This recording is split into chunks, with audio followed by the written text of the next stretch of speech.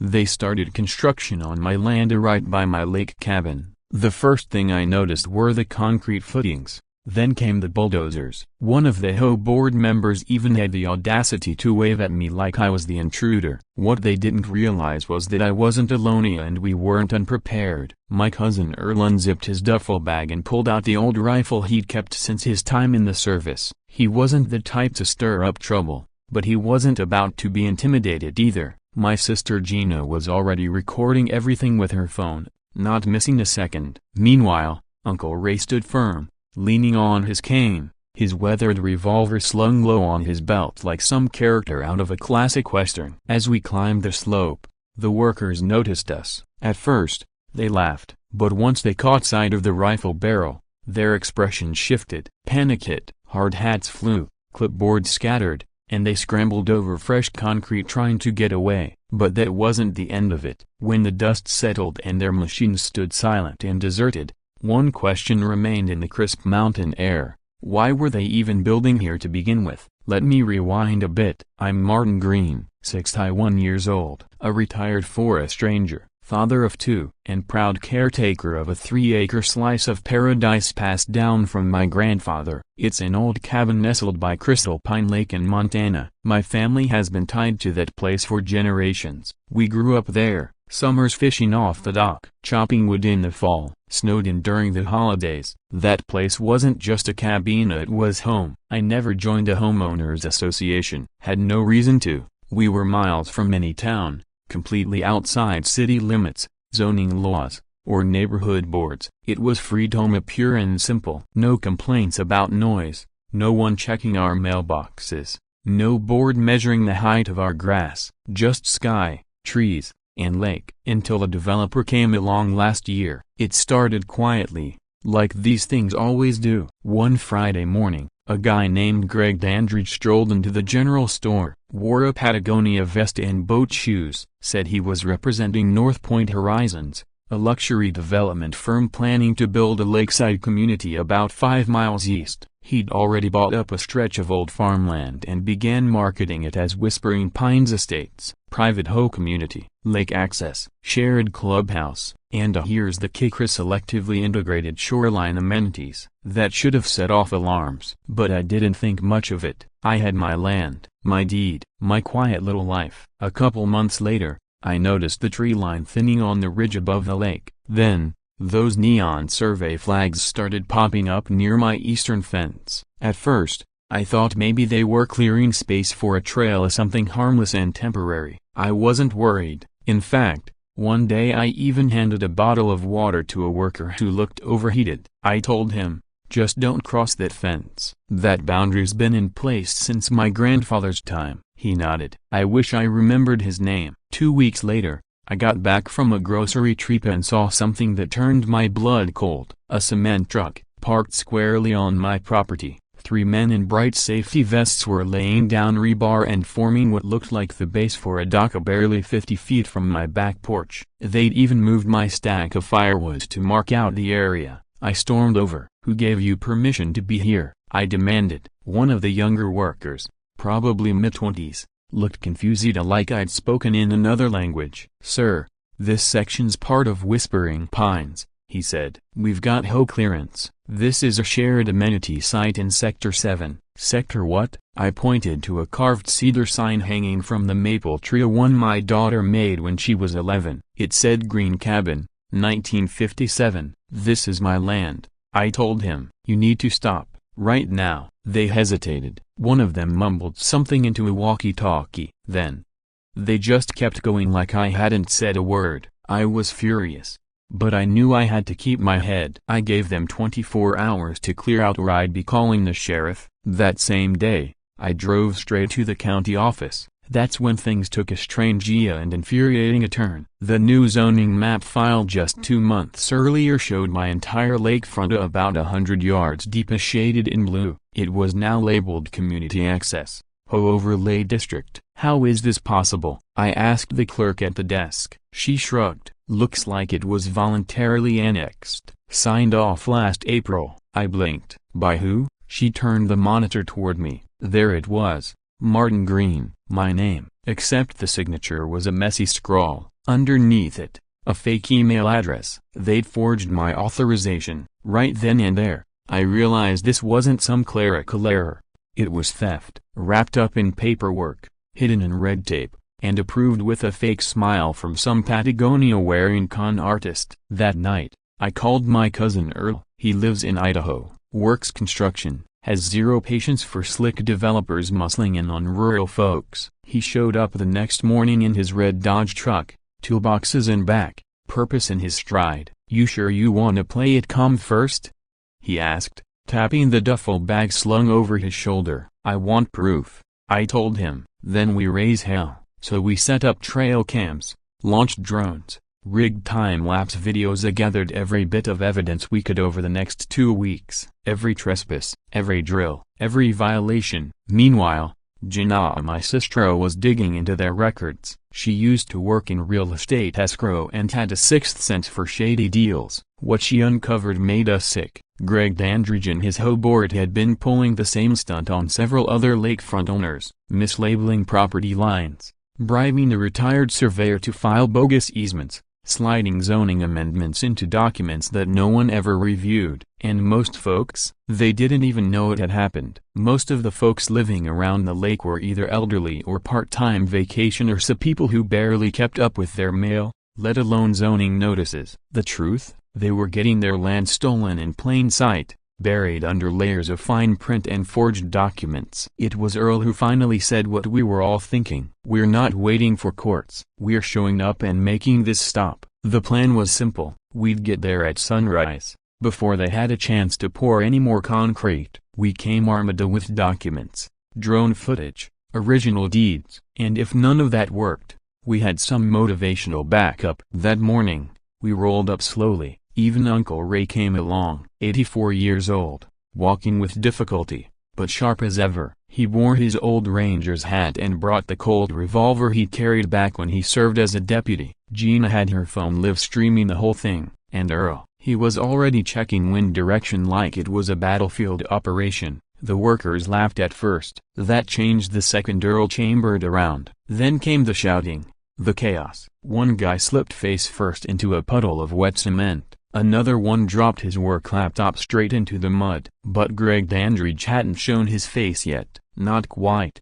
Just as we started gathering up their debris and loading it onto a trailer to haul into town as evidence, a sleek black SUV rolled up behind us. Out stepped the man himself, Greg. He wasn't alone. 2 sheriff's deputies followed behind him. Greg carried a clipboard, a folder full of papers, and the most insincere smile I've ever seen. "Mr. Green," he said, all calm and confident, "I'm going to need you to vacate this property immediately." That's when Uncle Ray raised his voice for the first time in years. "Son," he said, firm and steady, "this isn't your property. And I've got the badge to back that up. Have you ever had to defend something that meant everything to you? If you have, you know that moment." The silence that followed Uncle Ray's words was so thick you could hear the wind rustling through the pines. Greg's smug grin evaporated. The deputies exchanged glances. I stepped forward, holding the original land deed signed, sealed, and dated 1957,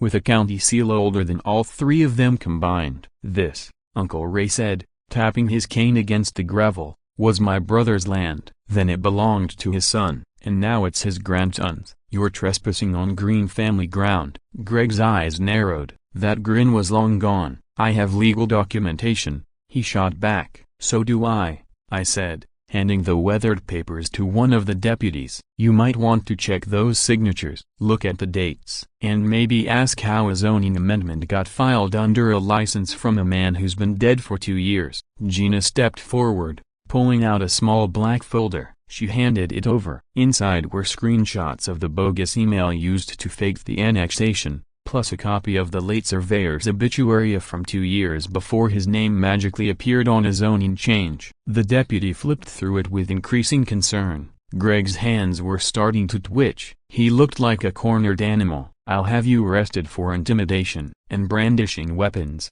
he barked. "For defending our land?" Earl stepped forward, rifle still slung at his side and not pointed, not threatening, Just steady. You brought cement trucks and bulldozers onto someone else's property. We didn't come to hurt anyone. We came to stop you from taking what isn't yours. Greg snapped back. You should have taken it to court, so we could watch you finish stealing it. Uncle Ray leaned in close. His voice dropped, low and gritty. Son, you'd have better luck selling firewood to a forest. You picked the wrong family. The taller deputy nodded slowly as he flipped through Gina's documents. The other one finally spoke. Mr. Dandridge, we're going to need to pause this project until we can verify all of these claims. You'll have to remove your equipment. Greg erupted. Do you even know who I am? This is part of an approved expansion plan. We've got investors lined up, property owners, build-outs scheduled. You'll have plenty of time to explain that in court. The deputy cut him off. But for now, step away from the site. Greg's jaw locked so tight, I half expected to hear his teeth crack. He backed away slowly, muttering curses under his breath as he marched back to the SUV. But that wasn't the end. Not even close.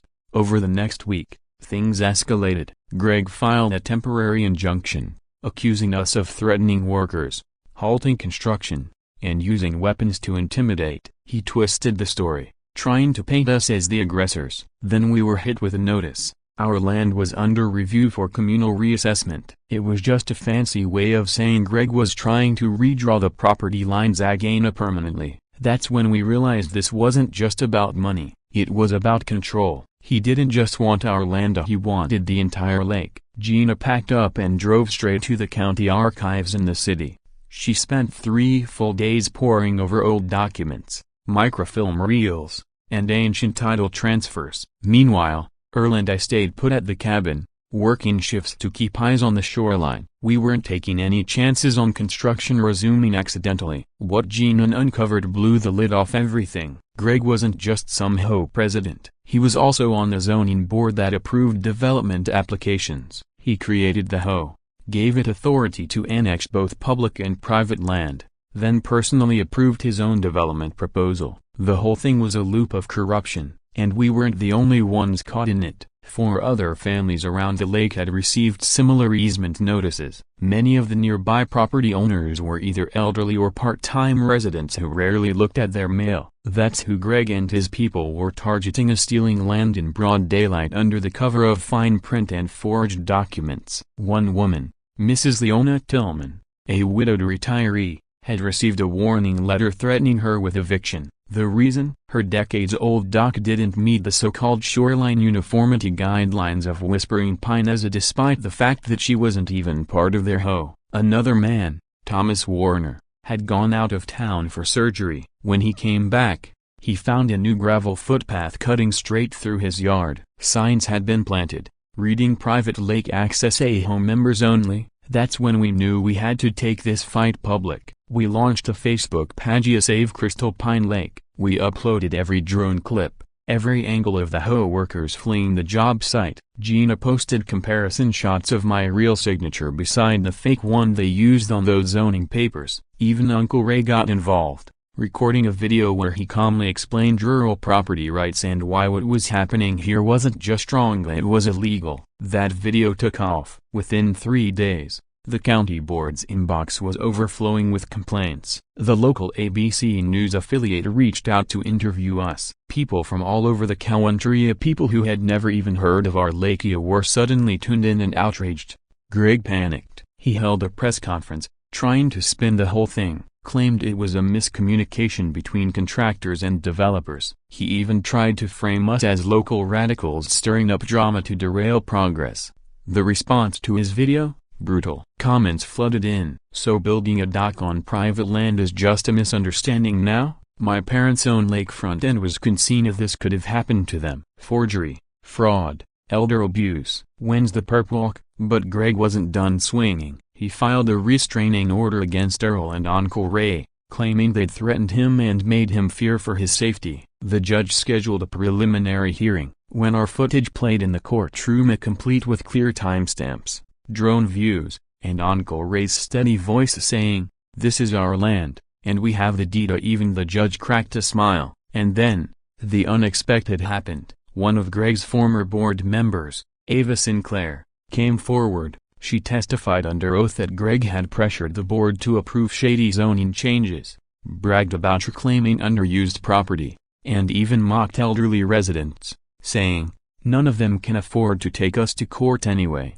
That sealed it. The judge dismissed the restraining order immediately and issued a temporary stop on all Whispering Pines construction activities. It felt like a week until a few nights later, someone torched our fishing dock.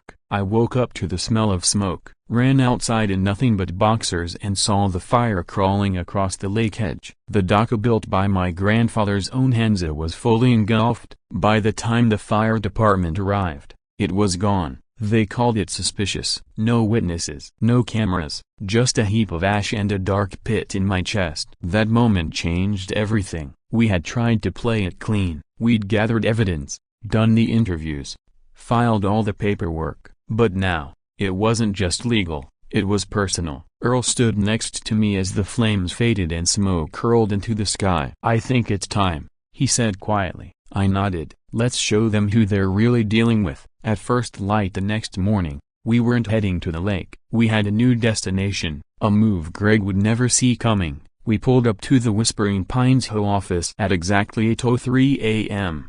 It was one of those fake rustic log buildings that looked like it belonged in a national park, but everything was prefab and reeked of varnish and artificial pine. Their gold-embossed logo gleamed on the glass door, Whispering Pines HOA Community for Tomorrow. Earl parked the truck right up on the walkway. I half the tires in the mulch. He wasn't interested in being polite anymore. I stepped out holding a thick envelope. This wasn't just paperwork. Inside were notarized statements from neighboring landowners, official county maps, a complete land deed chain stretching back generations, and a right-on-top petition to dissolve the HOA's legal charter. Under Montana law, if at least 25% of local property owners could prove just cause, dissolution proceedings could begin. We had 36% and more joining by the hour. Uncle Ray followed us in. Gina was live streaming. Her phone buzzed with notification pings every few seconds. Our Facebook page had exploded overnight to over 200,000 people now following our fight. We weren't just defending one property anymore. We were standing for every small-town family ever pushed around by a crooked hoe. The receptionist, a young woman, probably fresh out of collegia, looked up in alarm.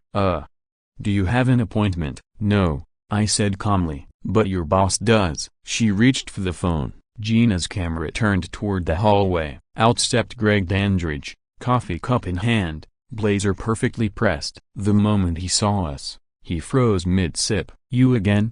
he muttered. "We're here to serve official notice," I said, stepping forward and handing him the envelope. "This HOA is built on falsified documents, and we now have enough signatures to trigger a formal review for dissolution." Greg's hand trembled as he took the papers. "You can't do this." "I am doing it." "You don't understand how this works." "Oh, I understand just fine," I replied, locking eyes with him. "You preyed on a quiet town, thinking no one would stand up to you. You buried your lies beneath forged signatures and buried them in the city's paperwork, hoping no one would ever dig deep enough to notice. But we did. And now we're digging up everything including you." The room went still. Office doors cracked open. A couple of staffers peeked out. I caught one of the janitors raising a triumphant fist behind the printer. Greg let out a scoff and tossed the envelope onto the side table like it was nothing. "Do your worst," he sneered. "I've got lawyers." Gina raised her phone and smiled. "Then they can read the news too." "Your live." He froze. 7,400 people are watching," she added. Greg's eyes flicked to the screen. The comment section was flying. "Take him down. This is what happens when greed meets grit. We stand with you from Oregon. These hoe crooks think they own the world." Greg turned and stormed off into his office. We walked out like legends, but we knew better than to celebrate. There were still court hearings ahead, document reviews, and a long legal fight. What we didn't expect was the call that came that night. It was Thomas Warner, the same guy whose yard got carved up by that fake hoe trail. He sounded shaken. "They're trying to bulldoze my property," he said. "Right now." "At night." "What?" "I saw the lights. There's no paperwork, just trucks and men. They said they were clearing an easement." Earl and I grabbed our gear and hit the road, barreling through the trees in the dark. By the time we got there, 2 trucks had backed into Thomas's lot, and a mini excavator was already chewing through his fence line. Earl didn't hesitate. He flipped on the high beams and slammed the horn. The site lit up like a stage. "Kill the engine," I shouted as I jumped from the truck. One guy scrambled down from the excavator, looking stunned. "We're just doing our job," he stammered. "Whose job?" He hesitated. "We were paid in cash."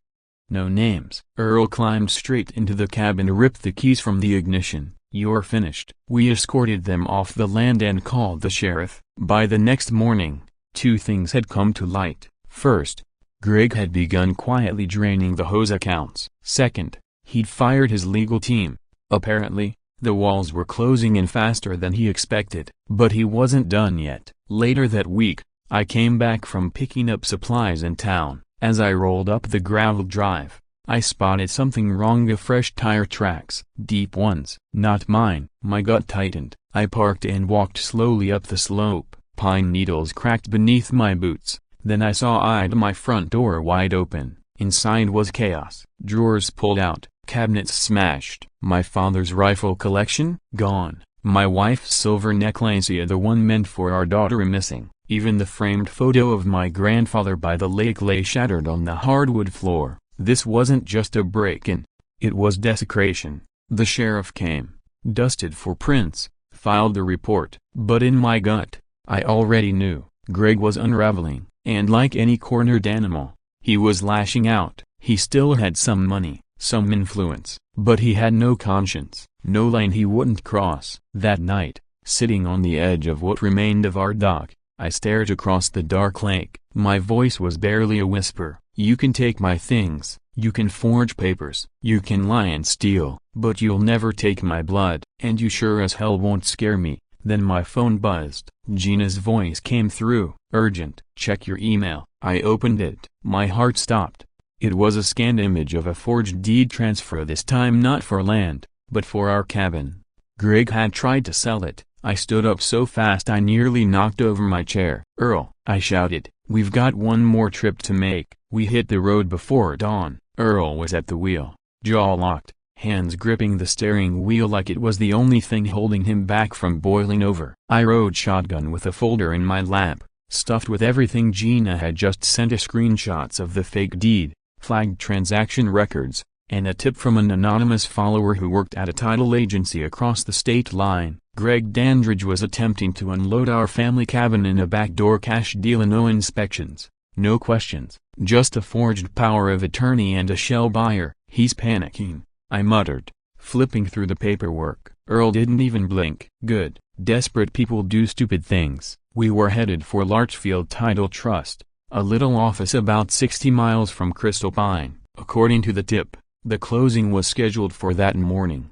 Greg planned to use a forged power of attorney with my fake signature to finalize the sale electronically. If it went through, we'd be stuck in legal hell for years. But if we got there first, if we could speak to the notary and show the evidence, we could stop it cold. The road wound through dense forest and low morning fog. Neither of us said much. We'd been harassed, violated, threatened, but this was Greg trying to erase our family completely. When we pulled into the title office lot, it looked quiet. Brick building, white shutters, a gentle sign swinging above the door. But inside, the real battle was already underway. Gina had called ahead, anonymously, begging them to delay the signing, said she had evidence of fraud, asked them to wait, just long enough for someone to arrive in person. And we were about to walk through that door. They gave her a 30-minute window. We had less than 10 left. We rushed into the lobby and spotted Gina out of breath but eyes sharp and blazing with purpose. "They're already in the conference room,"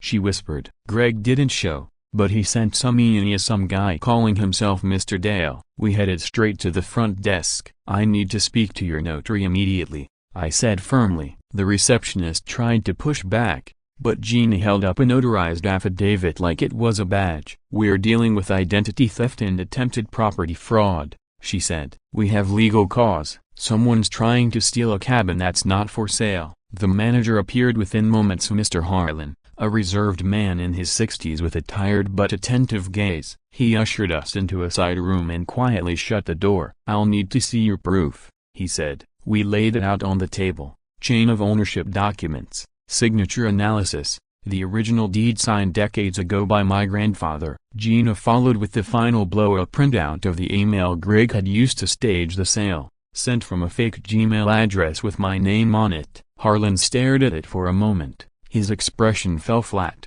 Then, without a word, he stood and left the room. Minutes later, shouting erupted down the hall. A door slammed. Footsteps thundered toward us. The door burst open, and in walked a furious man in a tailored suit and polished shoes. "You people just cost me a cabin," he barked, shoving past the desk. "Do you have any idea how much I wired this morning? You'll be hearing from my attorneys." Earl stepped forward, voice calm but cold. "Tell Greg the same thing. This scam ends today." The threats didn't matter. We had stopped it. Our family cabin was Safia caught just in time, before it slipped through our fingers. But the moment we stepped outside, the victory vanished. Gina's phone rang. She answered. Her face turned pale. She put it on speaker. It was Leona Tillman, the elderly widow Greg's crew had harassed over the fake trail months earlier. "He sent men to my house," she said, her voice trembling. "They're here now, in my yard. Yeah, I think one of them has a gun." We didn't wait. We jumped in the truck and tore through the back roads like our tires were on fire. GPS said 40 minutes. We made it in 25. Leona lived in a little blue cottage near the lake's southern edge. As we crested the hill,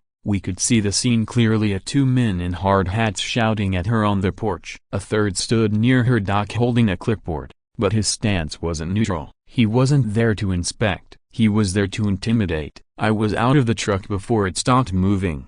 "Get off her land," I yelled. One of the men turned, startled. The other squared up. "We're acting on behalf of Whispering Pines Enforcement. This is fully permitted under new HOA bylaws." Earl stepped up next to me, cool and slow. "Those bylaws." About to get shredded, Gina guided Leona back inside while Uncle Ray arrived, pulling up in his old sedan, hand resting meaningfully on his hip. The man by the dock caught sight of him and instinctively took a step back. "You really want to push this?" Earl asked. The leader hesitated, then barked at the others. "Let's go." They retreated fast, but not before snapping photos of us like they were building some imaginary case for whatever Greg had planned next. We knew it wasn't over. That night, back at the cabin, people started arriving. It wasn't scheduled, no invitations, just neighbors showing up. Pat Thomas Warner, Leona, even a quiet couple from Lot 17 who had stayed silent until now. They admitted they'd been receiving veiled threats from Greg's people too.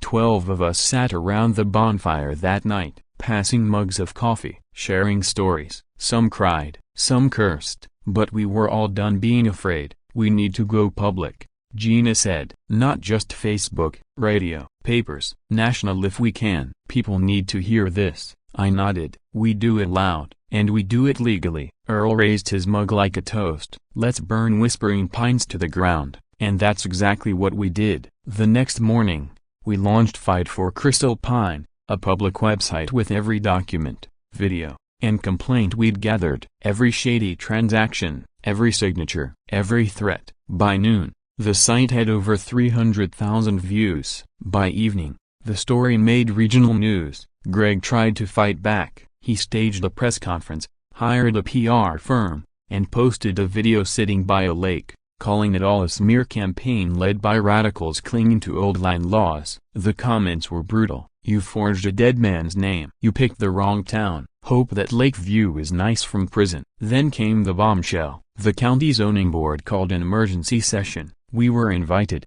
Greg showed up to it with new lawyers, but just before the hearing started, Gina's phone rang again. It was the courthouse clerk. "A new document just hit your land parcel," they said. "It's a foreclosure notice, filed by an offshore lender, a loan we had never taken. Greg had forged a mortgage in my name, and now, he was trying to foreclose on the cabin." I stood there holding the document, hands trembling. My name, my social security number, my address, but not my signature. I never signed the loan, never received a cent.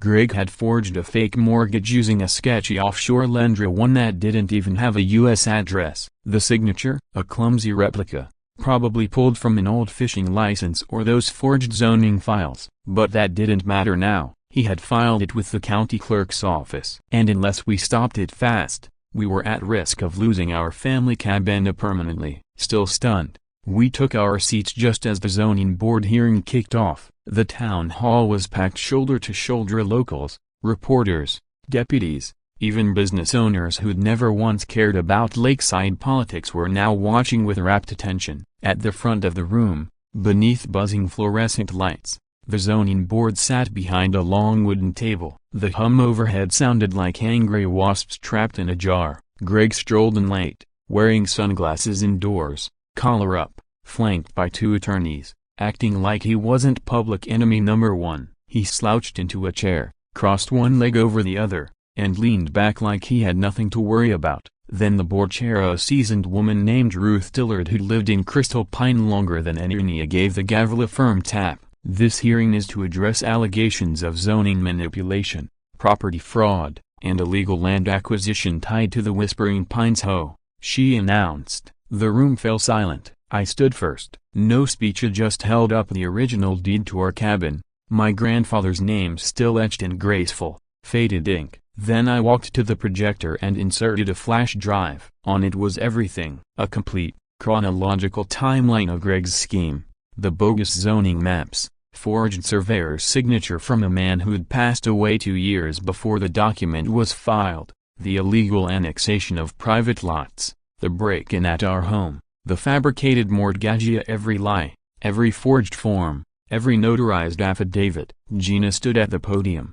narrating the timeline. Her voice quivered at times but never wavered. Behind us, Uncle Ray leaned against the wall, arms folded, his old deputy badge shining on his vest. The room was still, even Greg's smirk had faded. Then Thomas Warner stepped up with a USB drive of his own. He had secretly recorded a conversation with a former HOA employee, one of Greg's assistant developers, admitting they were told to bend the rules, to make everything look legal. That audio was the tipping point. Chairwoman Dillard leaned forward. Mr. Dandridge, she said, do you deny these allegations? Greg's lawyer tried to cut in. All of this is circumstantial. She raised a hand, silencing him. The board will now move into private review. Mr. Green, you'll be notified of our decision. We walked out of the courthouse to a storm of flashing cameras and a burst of applause. But our moment of victory was cut short. That foreclosure notice, it was still active. Even though it was built on lies,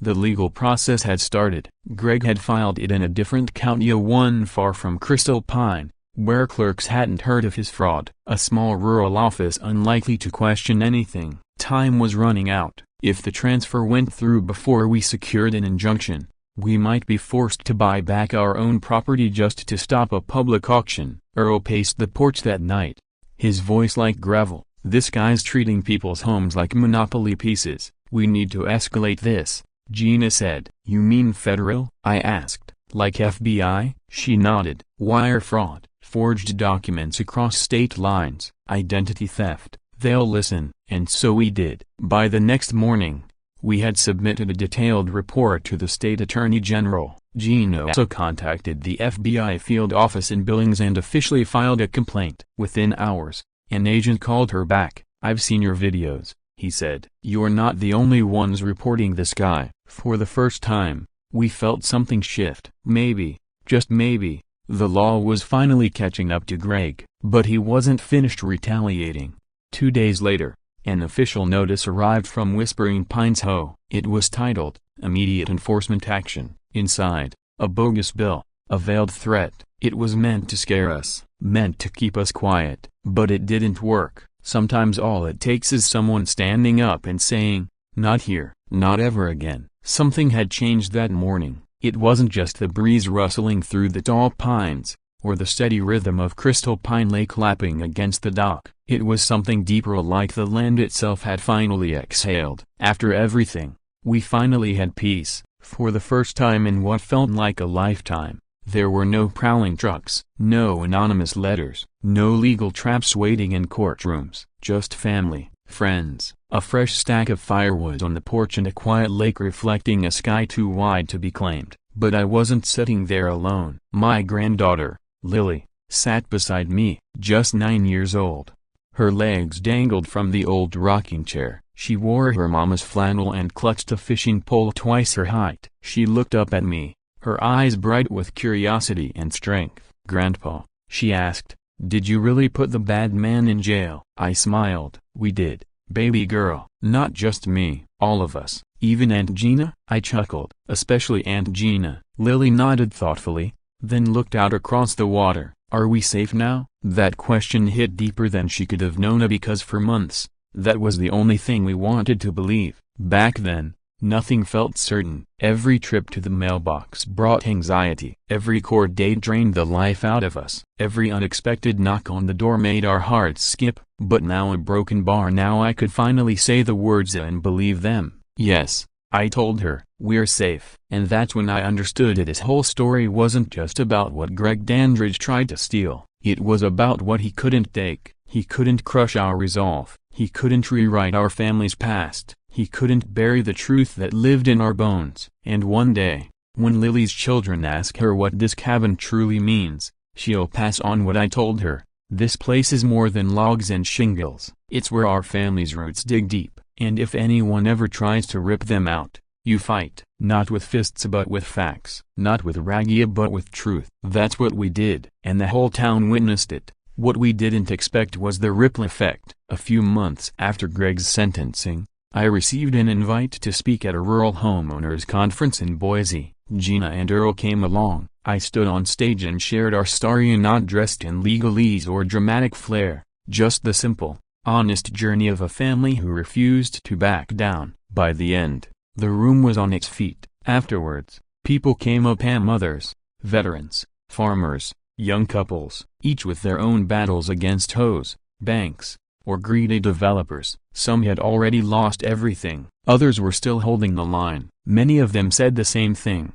"You gave us hope." Funny how things unfold. I never set out to be a voice for anyone else. All I wanted was to defend the cabin my grandfather built. But sometimes, standing up for your own small patch of earth lights a fire for people you'll never even meet. That's the quiet strength of truth, of community, and of family. A few weeks later, we threw a bonfire gathering by the lake. The whole town showed up. We grilled fish and roasted corn. Leona brought her legendary cinnamon bread. Thomas strummed his guitar while kids chased fireflies barefoot under the stars. As the sky darkened and sparks rose into the air, I tapped my glass and stood up. "I just want to say something," I told them. The crowd hushed, looking around at the face as a weathered and young, worn and proud I spoke from the heart. "This wasn't just about my land," I said. "It was about all of us. About refusing to be silenced. About saying no when someone tries to buy your history, bulldoze your memories, or tell you you don't matter." I paused, the words catching in my throat. We didn't have millions, but we had each other, and that was enough. The applause was gentle but strong. Gina wiped away tears. Uncle Ray raised his mug. "And Lily?" She ran to me, wrapped her arms around my leg like I just saved the world. And maybe, in a way, I had our little corner of it, at least. Later that night, after the crowd dispersed and the fire had softened to glowing embers, I sat by the lake with Earl. He stared across the water. "You think your granddad would have been proud?" he asked. I nodded. "Yeah, I think he would have said, 'It took you long enough to finally stand your ground.'" Earl chuckled. "That sounds like him." We sat in quiet for a while longer, before heading inside. I looked back at the cabin. Warm light poured from the windows. Smoke curled from the chimney. Laughter drifted softly from inside. It wasn't just a house. It wasn't just property. It was a legacy. One that came close to vanishing but instead, came back stronger. Because when the HOA tried to take over my family's lake cabin, we didn't just resist. We reminded them whose land this truly was. And in the end, they didn't run because of lawsuits or protests. They ran because of something they couldn't overpower: the truth. If this story brought someone or something to Minda something worth defending, like, comment, and share it. And tell us where you're watching from, because no matter how loud or powerful the bully seems, truth, family, and courage will always stand taller.